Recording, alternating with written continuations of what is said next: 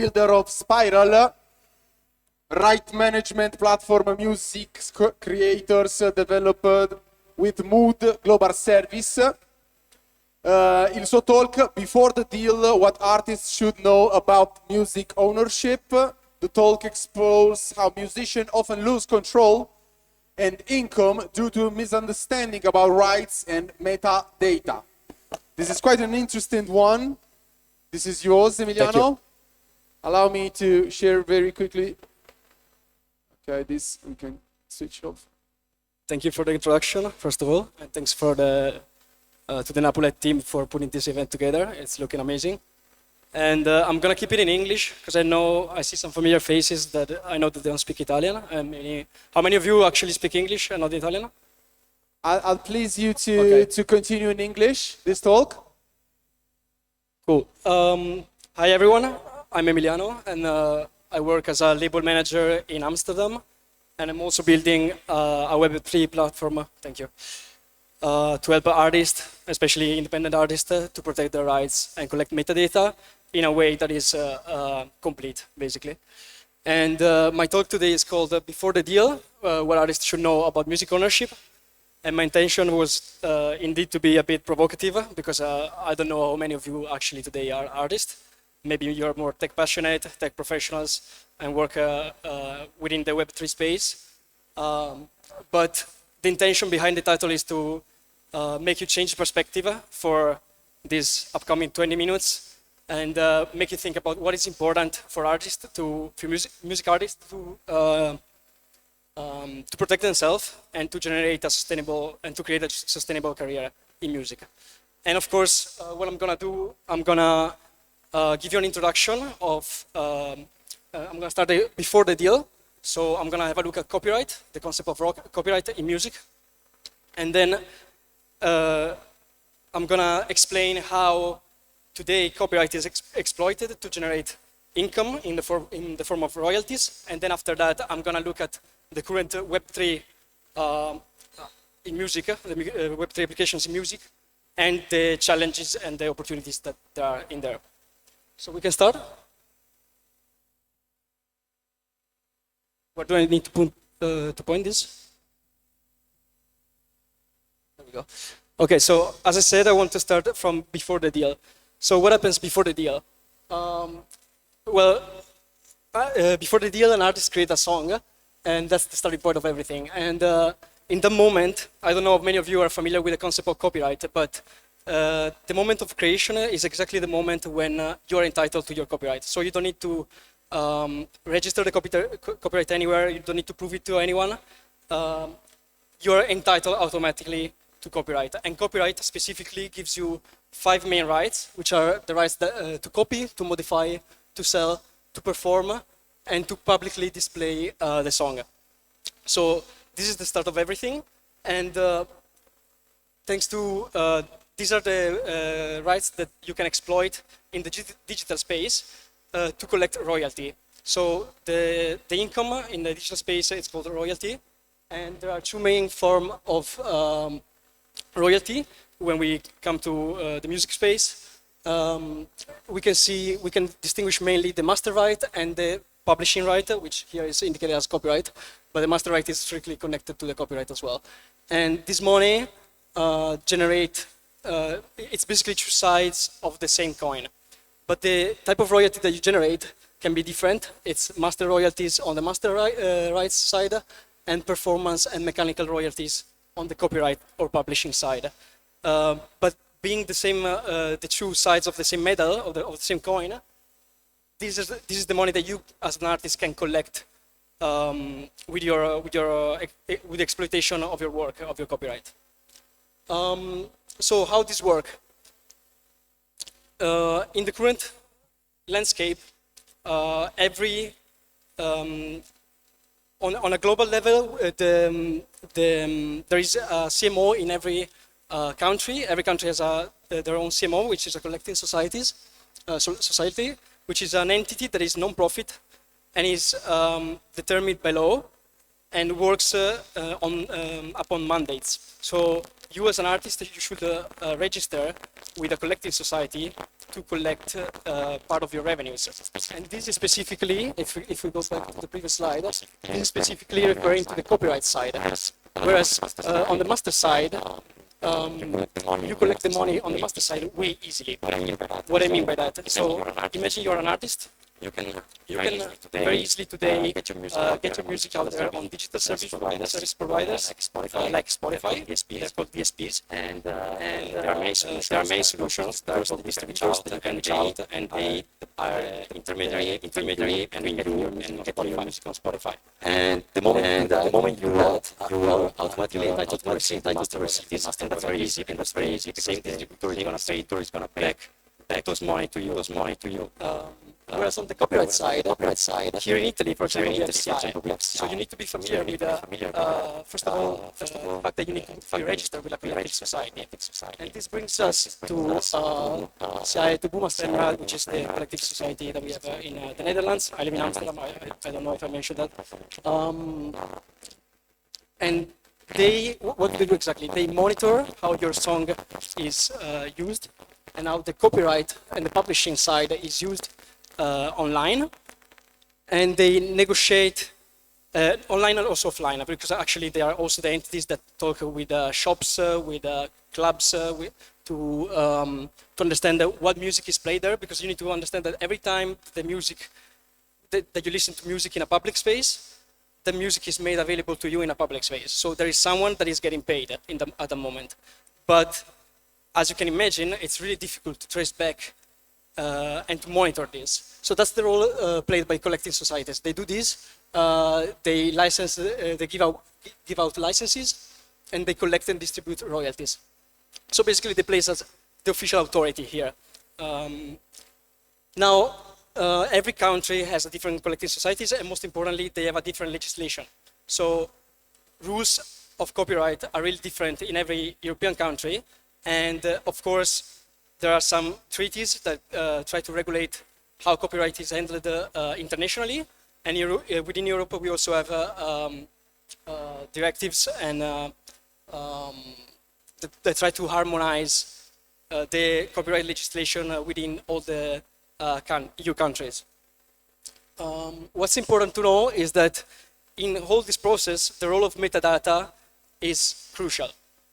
When we think of metadata, we think, of course, of the artist title, so the main artist, the main artist that made the song title, but also the feature artist. And there is an ongoing process in the music industry to try to bring more transparency on this. And you can already see on Spotify, for example, you can consult, you can open the credits and you can see who wrote the song exactly, who are all the people involved, and you start seeing more and more even the engineers and the lyricists and who is the publisher. So all the roles that before were not accessible. So you start understanding, okay, who's behind the song, who contributed to create this song. But when it comes to metadata, and we go back to talking about music ownership, the identifiers are the main metadata that works behind the scenes. Identifiers are codes, and specifically we are talking about two codes here. The ISRC, which is International Standard Recording Code, and the ISWC, which is the International Standard Work Code. These codes are used in the back end. They were created to try to standardize the monitoring of the copyright and the use of the songs online on the digital space. And what is the difference between the two? So the first one was introduced to identify sound recording. When we talk about sound recording, we're talking about the left side here. So the master of the song. I don't know how many of you are familiar with music terms, but in easy words, you can think of the recorded version. So if I compose a song, I am in my room or in the studio and I write a song.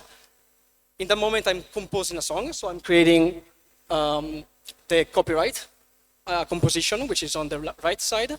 And then I go to the mic, I record the song, and at the moment, I capture the performance, and that's the master right side. So both of them can generate money, but the reason why they're differentiated is that you could associate multiple sound recording, so ISRCs, to the same composition. What I mean by that, it's very easy. Think of, imagine that any of you makes a cover of a track.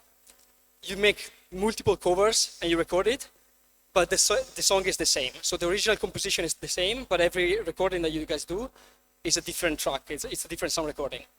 And why am I talking about this? Well, these were initially introduced to try to standardize the recognition of the music and allow collecting societies to correctly attribute and distribute the money that they collect.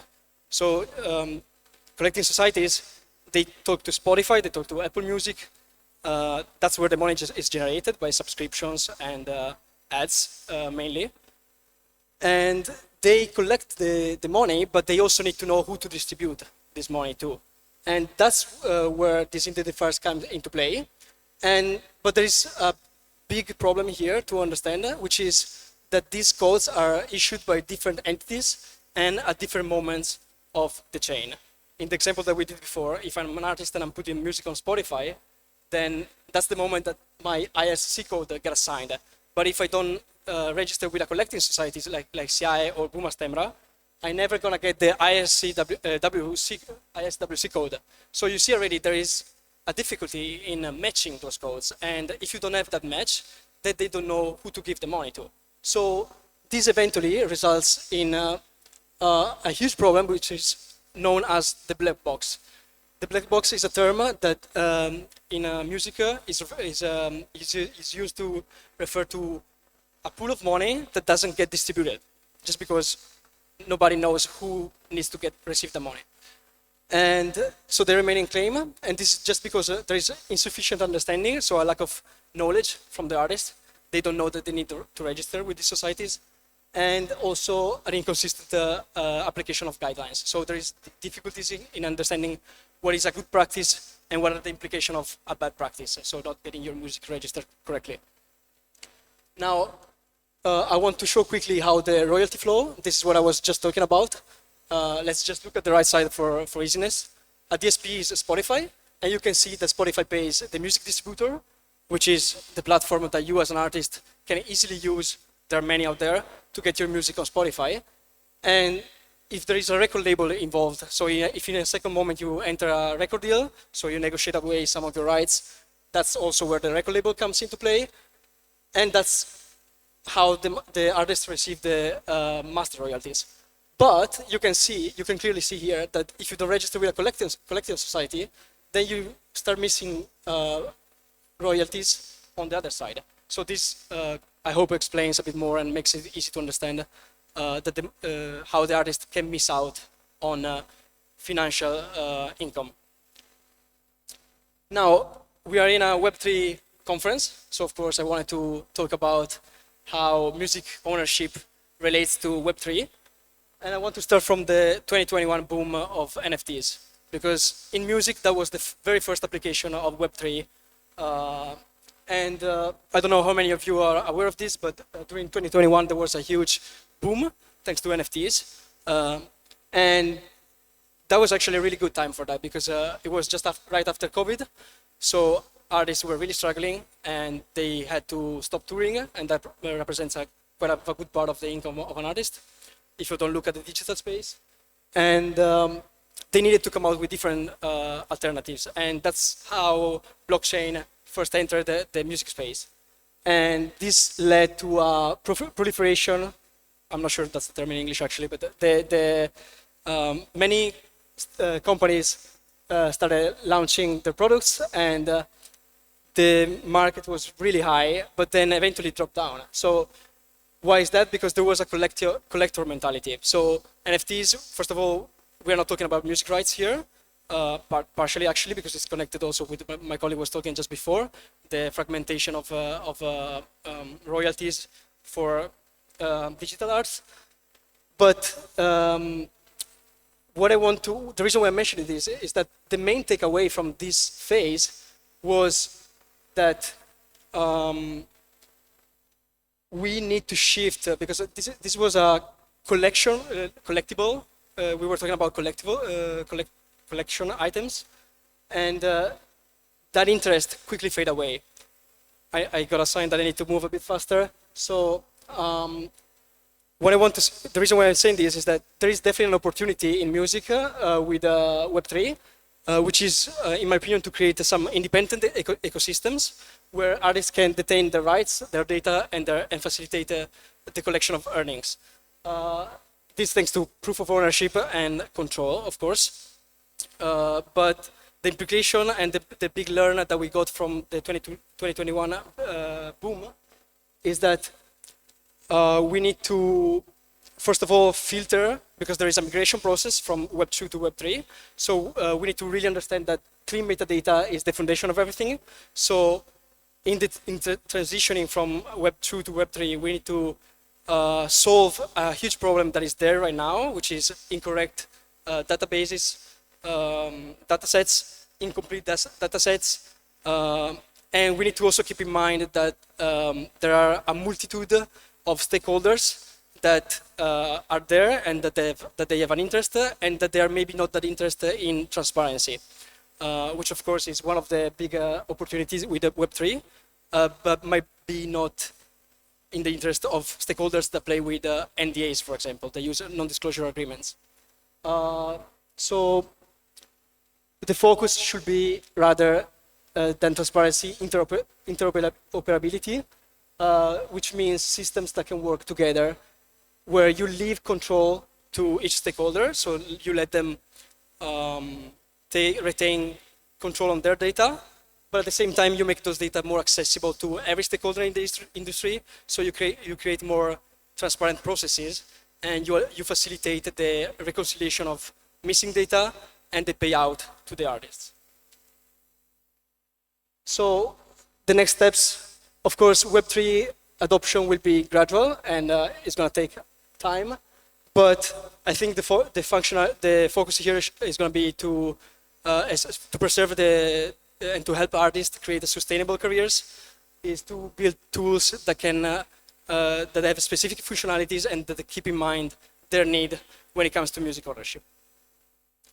So the vision here is to build a future where artists are empowered and their rights are respected, and technology helps them to achieve a sustainable success. Thank you. Thank you. Thank you very much, Emiliano.